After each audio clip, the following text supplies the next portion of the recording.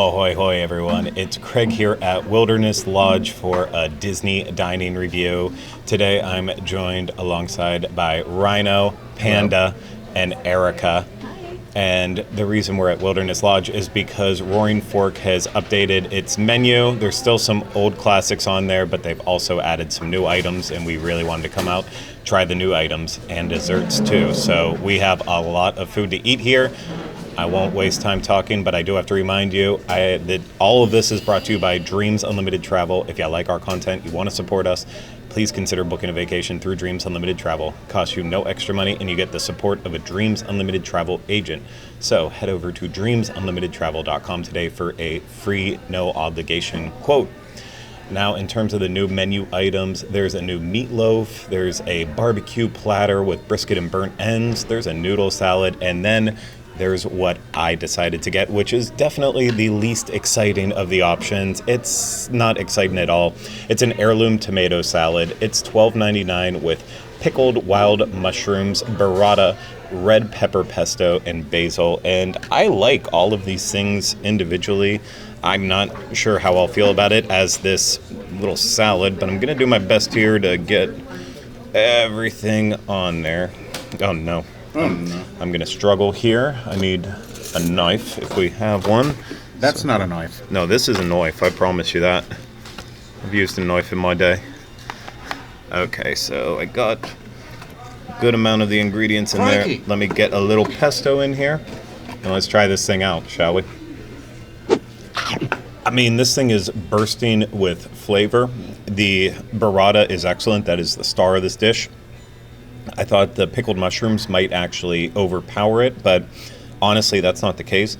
The only weird thing is I don't see like big chunky salt in here anywhere, but there is like salt rocks in here, and I can tell that from the crunchiness in my teeth, and then also like my mouth is just overwhelmed with salt. But overall, everything is actually balancing together. You know, the basil and tomatoes kind of cool it down.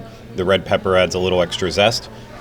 I'm enjoying this, but I don't think it's going to be a big enough portion for me in the end. But you know what? For a lighter fare, it might be a good thing. So I'm going to keep eating mine, and I'll let someone else talk about their food. The item that I got cornered into having to get was the barbecued brisket and burnt ends. I would have gone with the salad. However, Craig knows I'm iffy on mushrooms. Pickled mushrooms? No, thank you. Although his mushrooms do look actually pretty decent. But I went with the barbecued brisket and burnt ends, $16.99. It comes with potato hash, fiery coleslaw, and cornbread.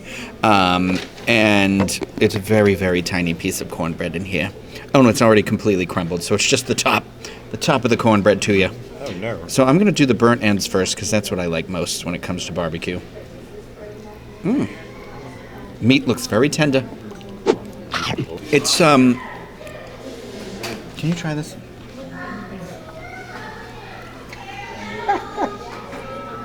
There's, do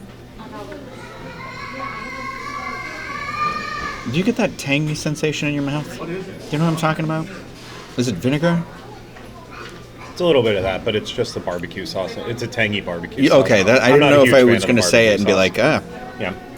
I think the meat for the burnt ends is cooked very well. The barbecue sauce, on the other hand, for me, is giving me a little, like, I will say, though, the burnt ends, like, I can taste, like, a smokiness in here, which is what I really enjoy. And I'm going to emphasize it again. The meat is incredibly tender, which is very nice. On the other hand, this brisket, it's making me nervous. Craig's the brisket aficionado. Oh, there's a lot of fat on that one. I'm just going to go ahead and...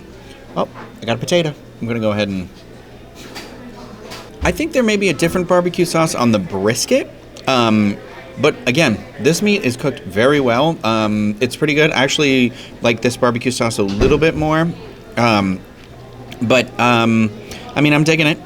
This seems like a lot of food, too, for my portion, because there's 3 big slices of brisket, then the burnt ends. I kind of wish there were more burnt ends, because that's where I was going to. In my potato hash underneath here, I feel like calling it a potato hash is a little... We're playing fast and loose with that, because I was expecting, like... That's leftover breakfast potatoes. Yes, and then there's a random cut-up strings of tomato in here with, like, a random little bit of that's a bell pepper. That's a bell pepper there. That's It is. It's 2 peppers. Yeah, Yeah, that's so it's a green and orange red. pepper. Yeah, and so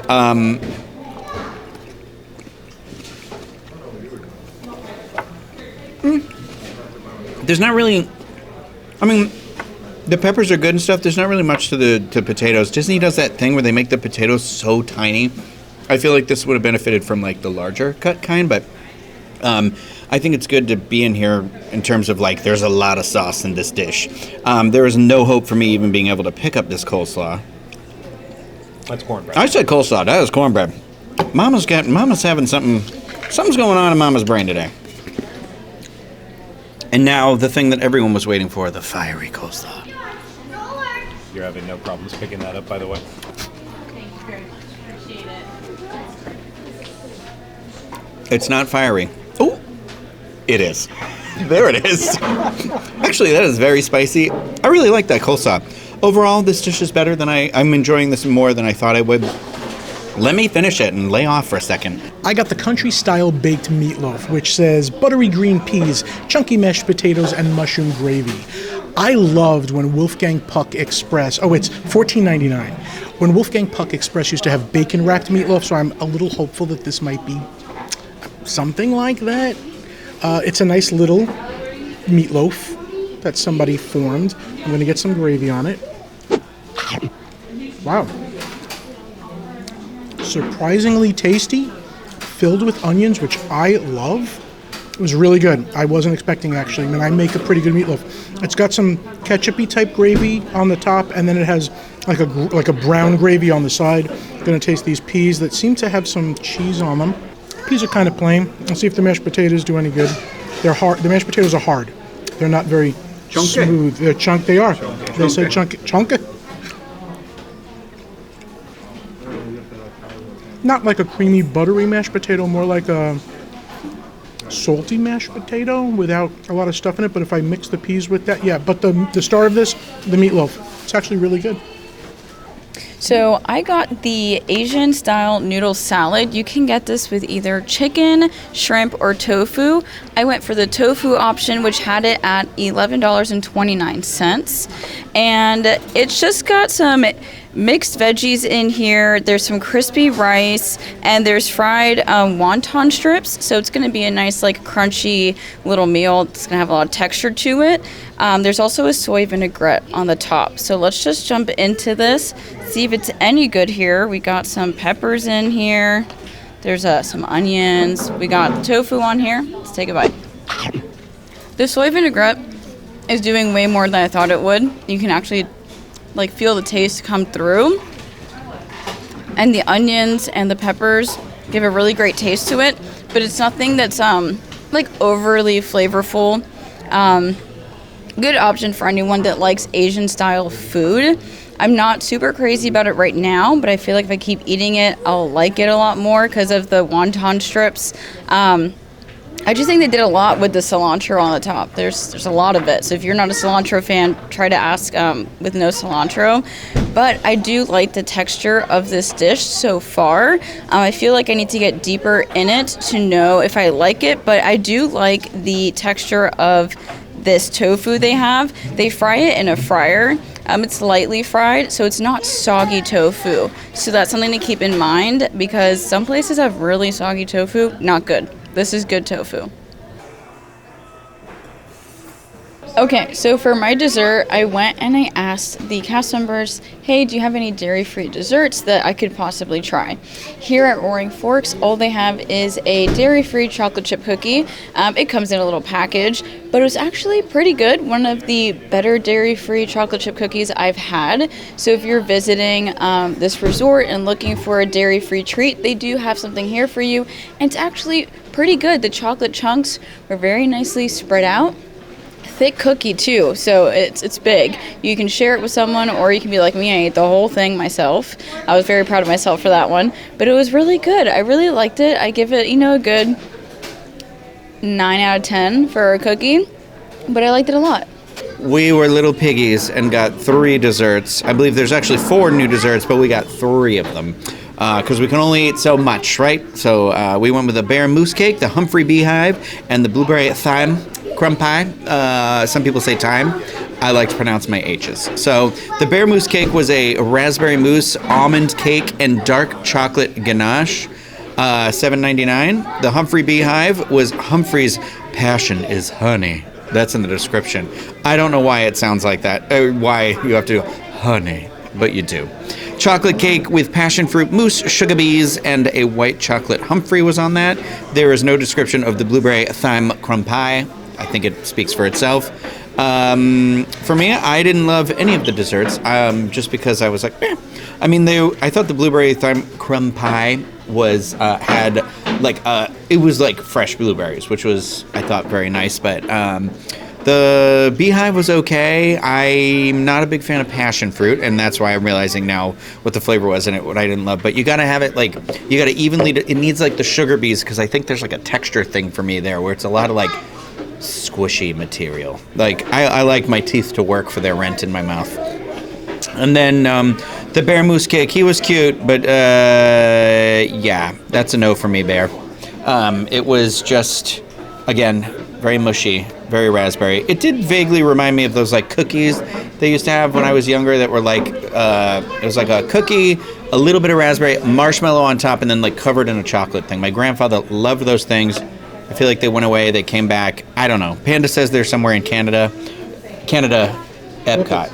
Not real Canada. So that's it. That's my take on the desserts. I'm sure that everyone hated it, but thank you for your time. I'm going to keep this short and sweet, just like the desserts. I'm with Rhino with the texture of two of them were gelatinous congealments. Some people like that. If you like a flan type Jello texture, they're okay. I didn't like any of them except that blueberry thyme pie. Love that. That was like a cobbler. If that was hot and had vanilla ice cream on top, epic. Like really good. I would go eat that again. That was really good. But the other two, not for me. Just the flavors were there. The raspberry and the chocolate goes together, but it's that mushy texture. I'm also going to keep this short and sweet just like Panda did because I really can't describe the desserts any other way than how they did. And yes, I'm also coming into this one with a little bit of bias because I've said many times over, I don't like chocolate and fruit mixed together.